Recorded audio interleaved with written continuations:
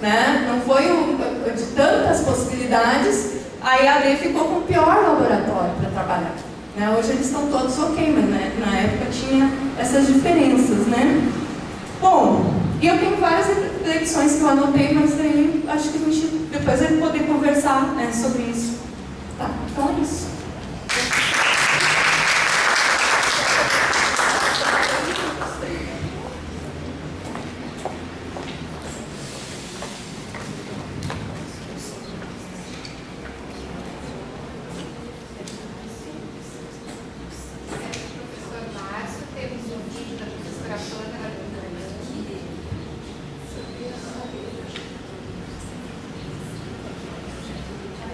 Ó, na hora de sair eu tenho que entrar nas disciplinas.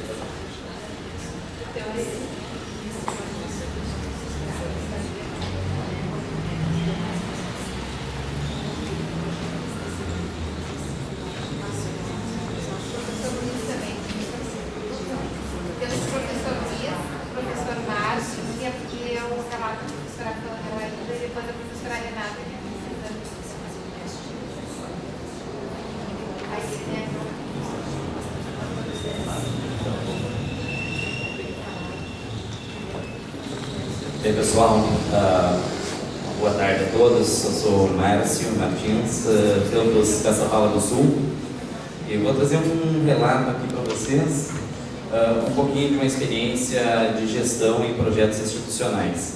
A gente já teve outras experiências interessantes na área de ensino, de pesquisa e extensão.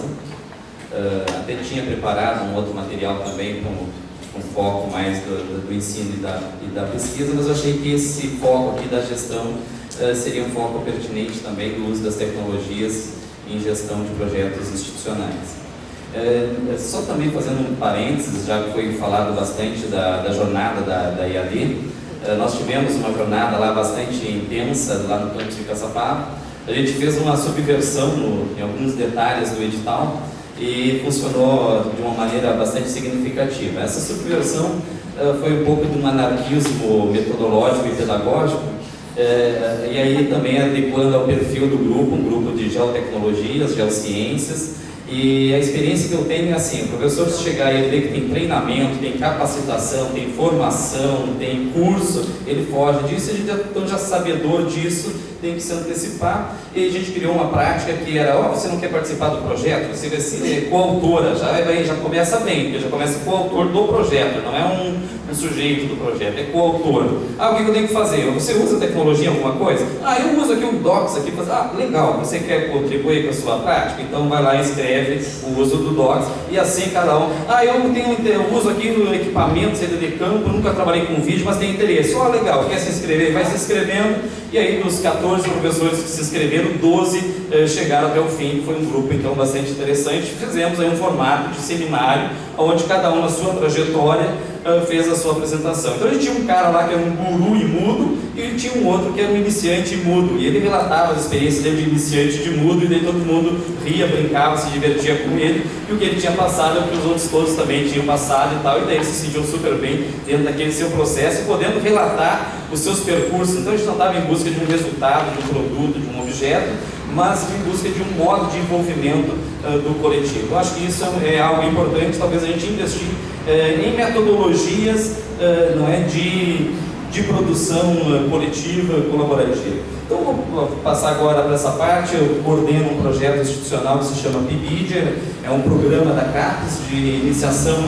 de bolsas à docência.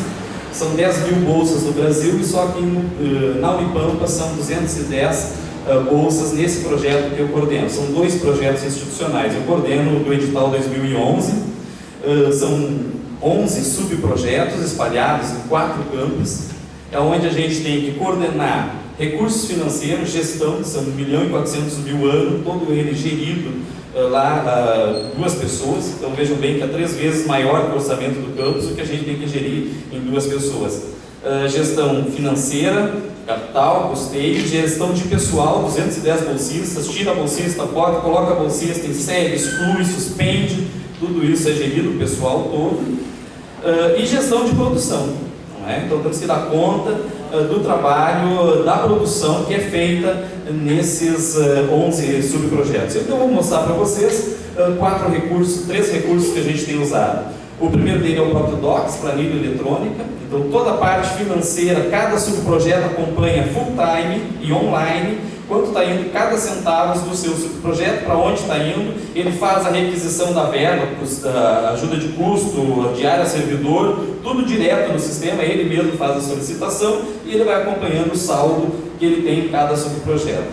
Então, o Docs, planilha do Docs. Outra ferramenta que a gente está usando bastante é o próprio Moodle, para toda a parte de relatórios, de viagens e tal, então todo ele é gerido no próprio Docs. E a parte de visibilidade e de produção, então, no portal, no Porteiras, onde a gente criou um ambiente, não é, que é no WordPress, que é onde estão os portais da Unipampa. Só que a gente desenvolveu uma característica que cada coordenador de subprojeto tem uma senha. Então ele é que tem que administrar áreas dentro desse portal maior do PIBID. A ideia toda também está por trás disso, de dar uma autonomia em cada um dos 11 coordenadores, e se amanhã ou depois eu não tiver a coordenação institucional, qualquer um dos 11 tem condições hoje de assumir a coordenação do PIBID institucional, porque ele vive ali diariamente essas 3 etapas do projeto. Então, um processo que ao mesmo tempo dá visibilidade, ganha em cooperação, em coletivo e também em autonomia do próprio grupo. Eu vou passar aqui.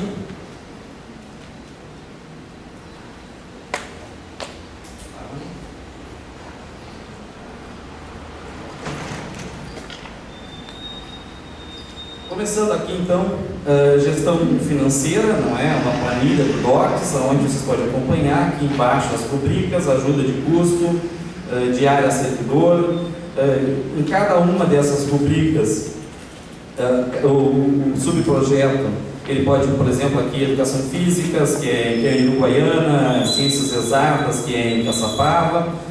Esses subprojetos, eu estou descendo aqui embaixo, eles podem lançar, essa aqui é uma área só de material de consumo.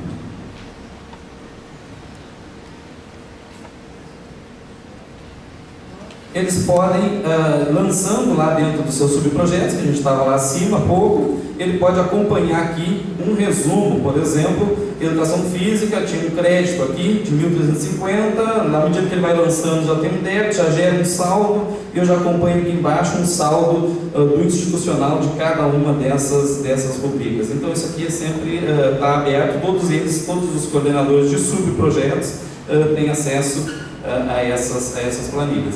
E assim, pessoa física, pessoa jurídica, passagens, e depois gera aqui no final, não é? Um geral, que é onde eu consigo então visibilizar como é que está isso no plano de uma planilha complexa aqui, que é de todo o recurso do PIBID. Lembro para vocês que isso é feito com 2 pessoas. Eu tenho a coordenação institucional e tenho mais uma outra professora que é bolsista, que é coordenadora de gestão que me acompanha.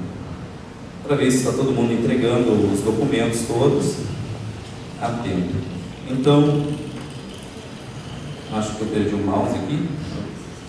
Patrick, pode verificar.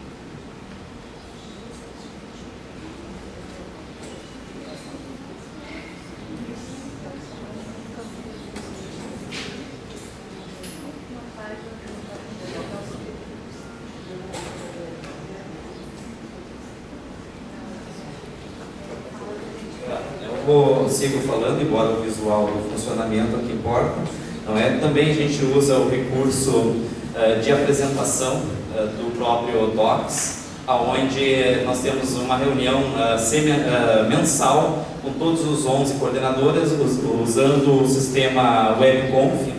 E só que quando a gente vai para a reunião, a apresentação em slide já foi feita pelos 11 coordenadores usando o sistema de apresentação do Google Docs. Então, à medida que o grupo está preparando a sua apresentação, todos os outros 11 já estão percebendo como é que está sendo organizada a própria apresentação nesse ambiente do Docs. Então, é a segunda ferramenta do Docs que a gente utiliza, e a gente lá na hora da WebConf é compartilhado essa apresentação. Essas planilhas todo mundo pode editar?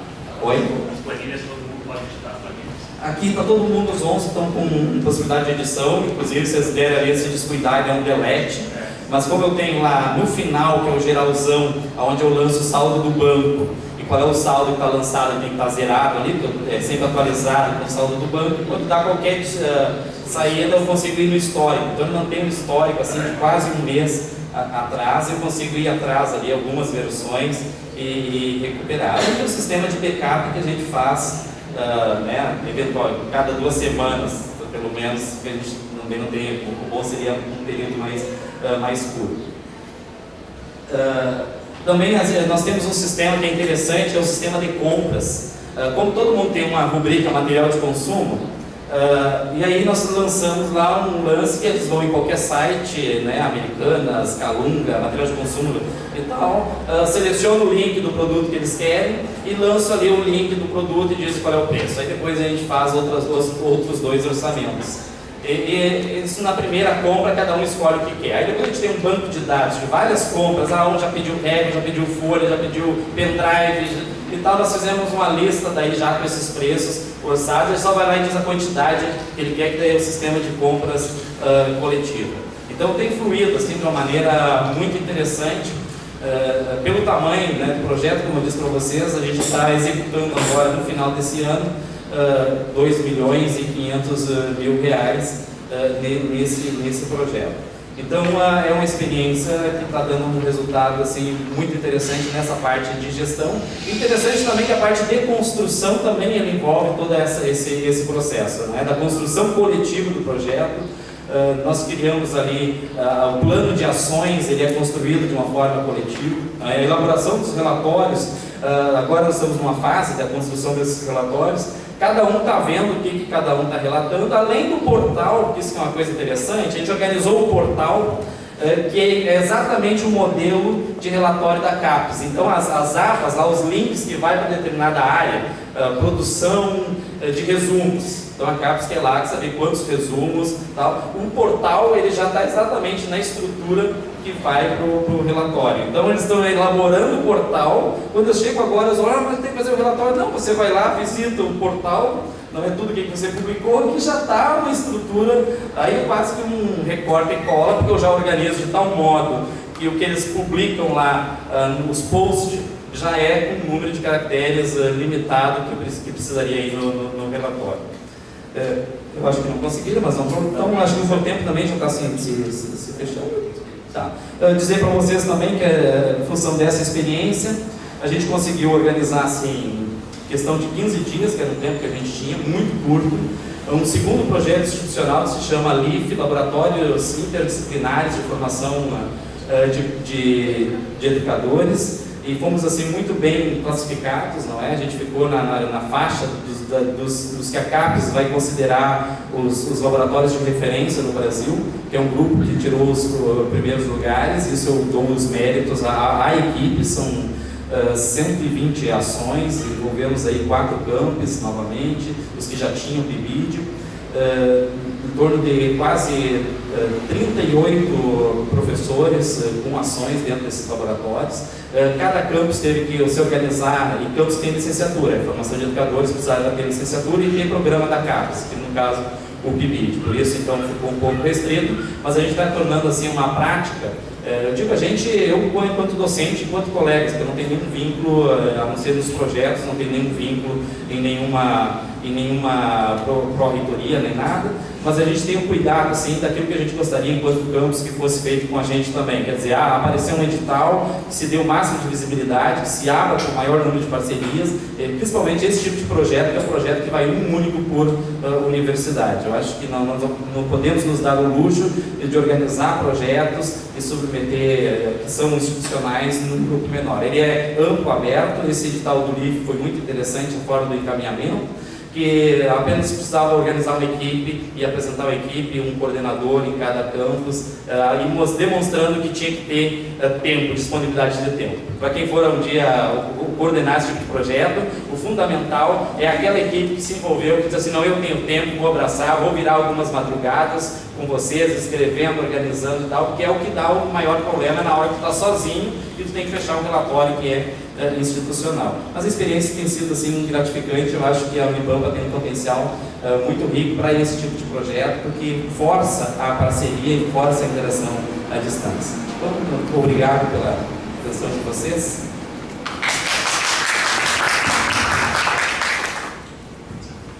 Agradecemos, profissionais, estamos com um probleminha técnico ali. Não dá para trocar o notebook. Vamos trocar o notebook, eu acho.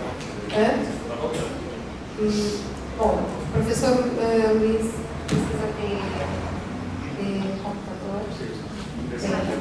Então, Vocês também abrem agora?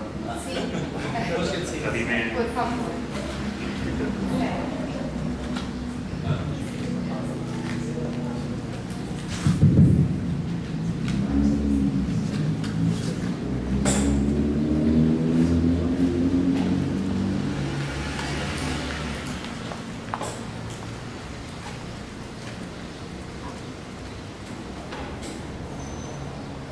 Boa tarde a todos. Esse projeto que eu vou comentar aqui, eu já comentei no outro fórum, que teve uma Evangélica, que teve uma apresentação, é sobre, eu trabalho com publicação e divulgação na internet, principalmente em 2 sites. Aqui tem os contatos, esses contatos eu vou deixar depois no final, né, no @gmail. O projeto envolve principalmente 2 sites, o tabelaperiódica.org, que é baseado principalmente na questão de vídeos. Ele tem no momento ele tem 200 vídeos traduzidos para português. Esses vídeos, como foi dito aqui, eles não são vídeos longos, até me comentou, né, da questão dos 15 minutos, são vídeos abaixo disso, normalmente 5 a 10 minutos no máximo, porque normalmente no YouTube a pessoa tem uma atenção que dura esse tempo, né, mais 5 minutos, dificilmente a pessoa vai ver na internet. Então, esses sites também tem o insíntese.com.br, e esses 2 sites, em conjunto, eles estão atualmente com uma média de 3.000 pessoas entrando por dia. Vem caindo agora nas as férias, né, mas a média é em torno desses valores. Qual é o objetivo, né, de fazer essa publicação e divulgação na internet? A gente multiplicar a audiência do material que já é produzido, né, a gente faz produção de sala de aula, produz algum projeto, então divulgar na internet e multiplicar a audiência. Compartilhar saberes, e também tem a questão da responsabilidade social. A gente paga no poder público, então a gente acaba tendo que fazer a divulgação, né, do que é feito publicamente na internet. É um dos objetivos da universidade. A gente concorre, né, quando a gente está na internet, fazendo divulgação na internet, se a gente coloca uma coisa no YouTube, a gente está concorrendo com toda a internet. Então a gente tem que ser criativo, sem abusar também muito da criatividade. Então a gente tem que ter uma certa criatividade sem corromper o ensino em si, né, sem fazer muita fantasia justamente para divulgar de uma maneira exagerada. Aqui para mostrar, né, um vídeo da Galinha Pintadinha, agora deve estar com mais visualizações. Se a gente ver, a gente quer 58 milhões de visualizações, né, então um vídeo tem um monte de visualizações. Se a gente tiver alguma coisa de química lá, vai ser 10.000, 100.000 no máximo de visualizações no vídeo de química. Então a gente concorre com a internet inteira na hora que a gente coloca lá na internet. Se a gente coloca também uma aula no Facebook, né, a gente está concorrendo com todas as atividades do Facebook, então a gente tem esse desafio, né. Aqui tem até uma brincadeira, né, que a gente está fazendo lá um artigo, e tem a internet convidando lá para as maravilhas, né, para a diversão, sempre está aquela sedução, né, aquele diabinho falando lá, vamos olhar alguma outra coisa que não é o trabalho, vamos nos divertir. Se a gente faz a divulgação na internet, a gente tem a principal fonte de tráfego para um site Se a gente pegar um site que está aberto, um site tradicional, assim, não necessariamente de uma universidade, que é um site conhecido, né? Um site que a gente vai fazer uma divulgação de algum material, ele tem uma boa parte das visitas vem do Google, do Yahoo, do Bing, que é da Microsoft. Então, 88% ali das visitas do site que eu peguei, ele vem lá dessas máquinas de procura. Então, a gente tem que fazer uma boa divulgação nas máquinas de procura, ver como esse site está sendo encontrado. Por isso que eu até comentei dos repositórios, né? Que se a gente deixa simplesmente um repositório então aberto, de uma forma boa de achar, ele vai ter seu material subaproveitado. Então, o tráfego direto ele gira em torno de 5%, no máximo 10%. Para fazer essa análise de dados, né, fazer um analytics, fazer uma coleção de dados, uma das principais ferramentas que é utilizada, né, que é bastante comum você utilizar, é o Google Analytics. Eu também utilizo o SiteMeter para ter uma segunda opinião, uma segunda ferramenta, né, mas normalmente o Google Analytics já é o suficiente para isso. Então, com o Analytics, a gente tem a possibilidade de fazer um chamado Data Mining, né? A gente faz uma prospecção de dados de um site e com isso a gente consegue ter algumas informações importantes. Se a gente coloca o material, como que ele está sendo aproveitado, se a pessoa está lendo aquele material ou não está, se ela está simplesmente olhando e já saindo. A gente tem a questão da espontaneidade, então algum aluno em algum lugar está entrando, está olhando, será que está gostando? Não adianta a gente fazer uma pesquisa em cima daquela, gostou ou não gostou. Se a pessoa não gostou, normalmente ela nem vai responder naquela pesquisa, simplesmente vai sair do site. Então, esse potencial de análise de dados ele é bem grande, né? No Analytics a gente tem aqui, eu peguei os potenciais, né, de que a gente consegue fazer análise de visitantes, né, é bastante grande. O local que a pessoa acessou, se ela acessou de celular, o horário, quanto tempo ela ficou no site, para fazer uma varredura do comportamento da pessoa.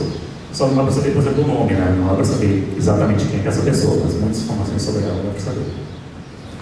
Então isso é importante na hora de a gente coletar esses dados e aproveitar isso também para direcionar por ensino. Aqui tem uma informação, né, para mostrar que nas férias, comentei agora que esse mês de dezembro vai começar a cair, né, a gente consegue ver que nas férias o acesso é bem menor. O Google também oferece algumas ferramentas para a gente ter uma ideia de que assuntos estão em destaque, né? Esse aqui eu peguei um termo matemática. Quantas buscas são feitas sobre matemática no Brasil dentro do Google, a tendência de queda. Isso normalmente não é aquela questão que a pessoa está gostando menos de matemática, mas as pessoas não procuram mais só matemática, elas procuram problemas de matemática alguma coisa. As buscas elas estão mais refinadas, né?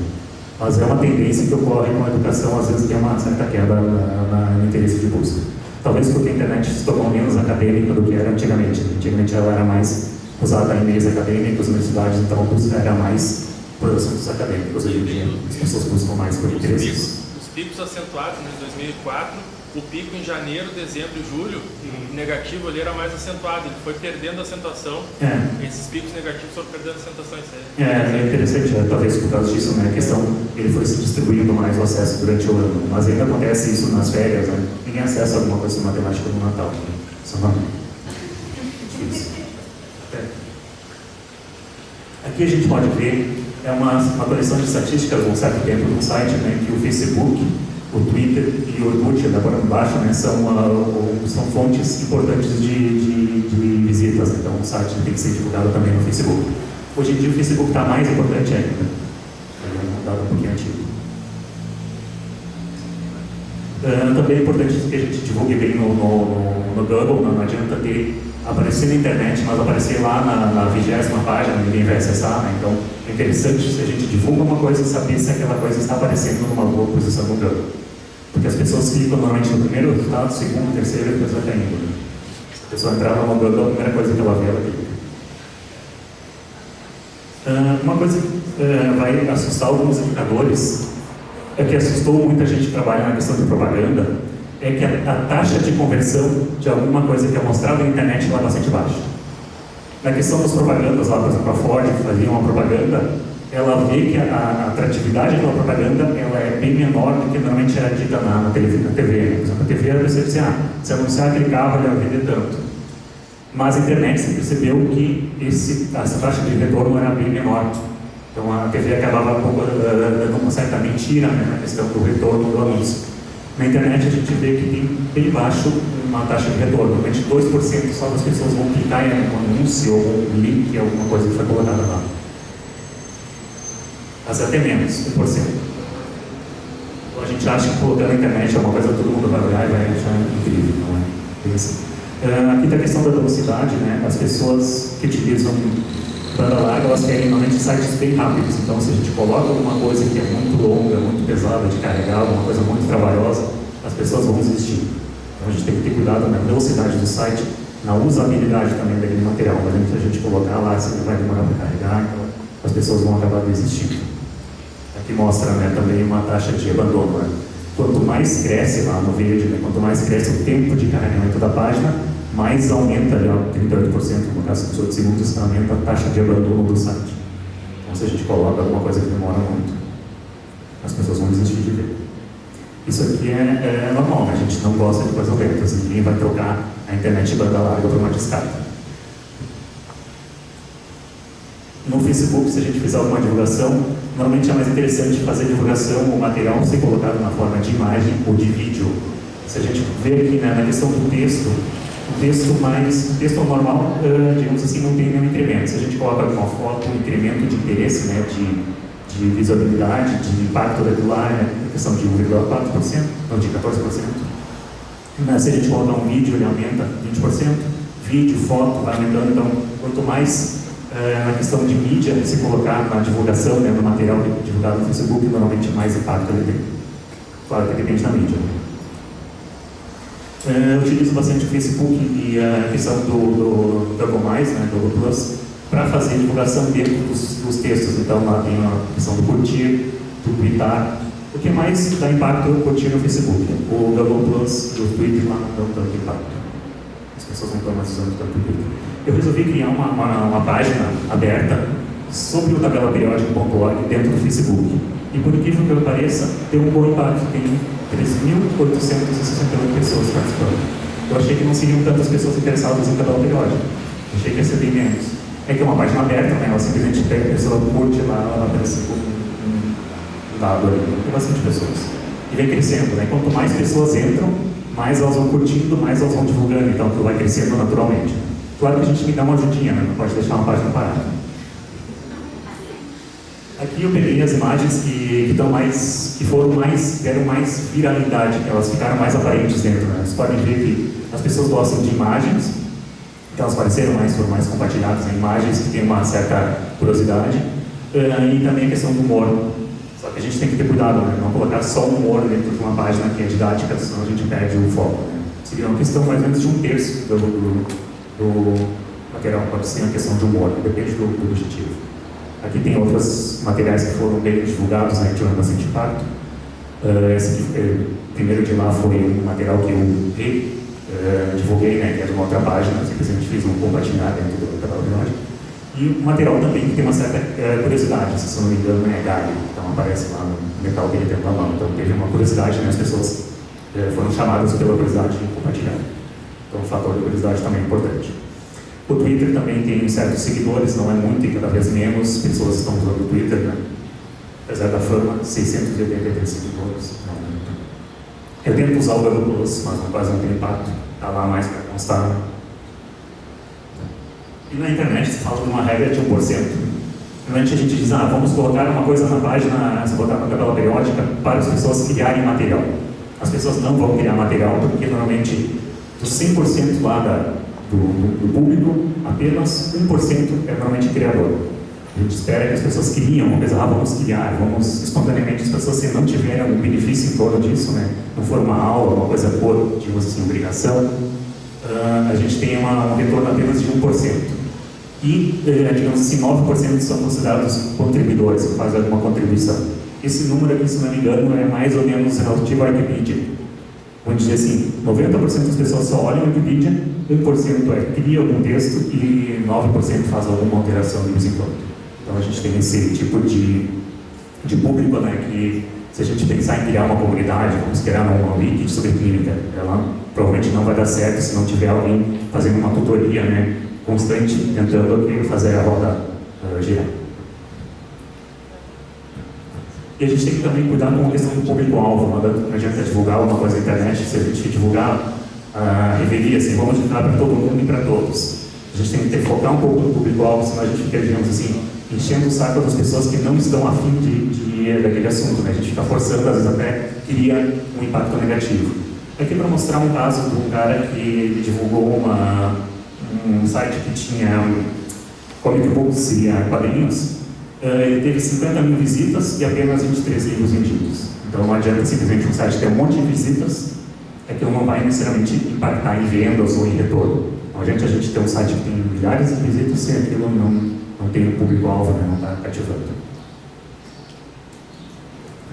O próximo passo, que tendo como base esses dados, né, que coletei, essas analíticas, essa análise que eu fiz no site, a ideia é organizar um website, algum website talvez provavelmente vai ser um aberto, que ele proporcione a possibilidade, principalmente dos alunos, fazer uma revisão do material que é colocado lá. Então, vão dar opinião, nota, sei lá, estrelinhas, esse material, esse vídeo é interessante ou não. Porque se a gente simplesmente ficar, o professor coletando na internet alguma coisa e colocar em aula, às vezes não tem aquele impacto, né? O aluno, a opinião dele é contrária àquele vídeo. Esse vídeo é interessante para o professor. Então, talvez trazer para uma certa parte da aula, né, uma possibilidade do aluno poder ele criticar aquele material e depois, a partir disso, em outros semestres, usar aqueles materiais que têm melhor impacto, melhor aproveitamento, para trazer para dentro da sala de aula com mais simplificação, né, com mais aporte. Então, trazer esse tipo de análise, de review, né, de fazer uma curadoria, né, fazer uma revisão do material que é disponível na internet. Tem muita coisa boa, mas tem muita coisa ruim. Simplesmente achar um vídeo no YouTube não significa muita coisa. Então, a gente tem que ter esse cuidado, né, da qualidade e dar a possibilidade do aluno fazer essa revisão. Por enquanto é isso.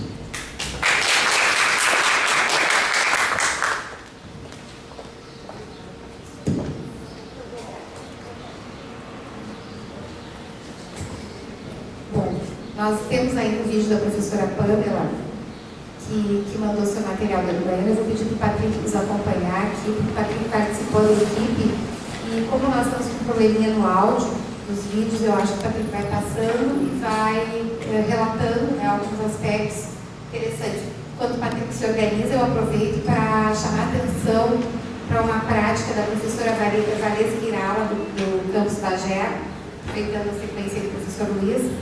A professora Valesca tinha um ciclo de palestras dentro de um projeto dela, palestras presenciais no campus Bagé.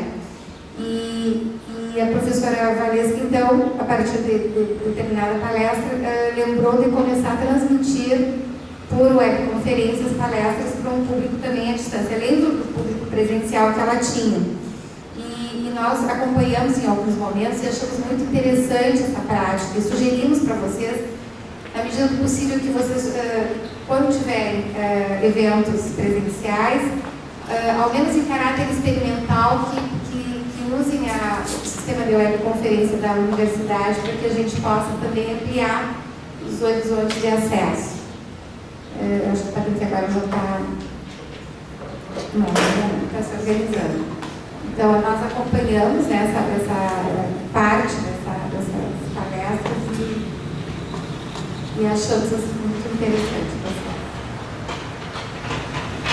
Bem, pessoal, eu trago para vocês aqui, então, um projeto que foi feito, então, pelos professores de Uruguaiana, tá? Na verdade, é o grupo de pesquisa de fisiologia humana, né, e apresentou a proposta ao ENEC, que esse projeto, então, foi aceito. O título, na verdade, dele é, então, o uso de tecnologias de informação e comunicação para a difusão da fisiologia no contexto escolar e comunitário através da capacitação docente. Como o próprio nome diz, na verdade, o intuito foi capacitar os docentes, né, da rede municipal e estadual para que eles tivessem o domínio das tecnologias para o ensino da fisiologia. Né? Então, ele compôs, na verdade, de várias etapas. Eu vou passando um vídeo mandado pela professora Pamela. Então, aqui a gente tem a equipe de bolsistas que está envolvido na execução do projeto.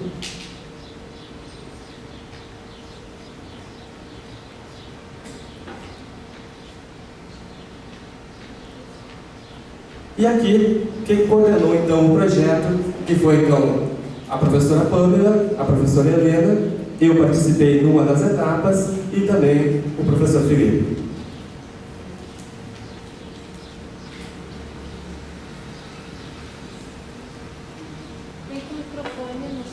É só uma musiquinha de fundo, não tem...